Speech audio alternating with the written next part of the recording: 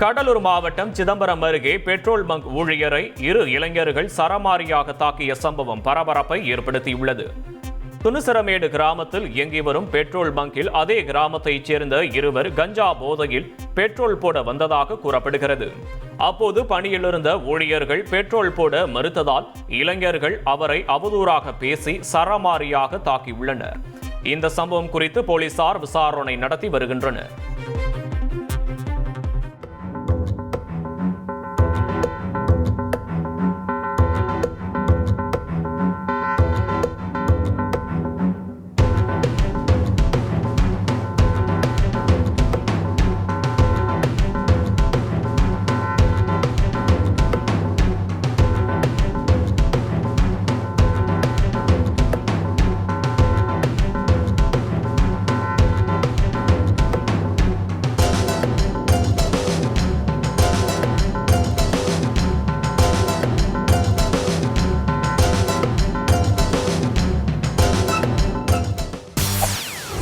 செய்திகளை உடனுக்குடன் தெரிந்து கொள்ள உடனே சப்ஸ்கிரைப் பண்ணுங்க.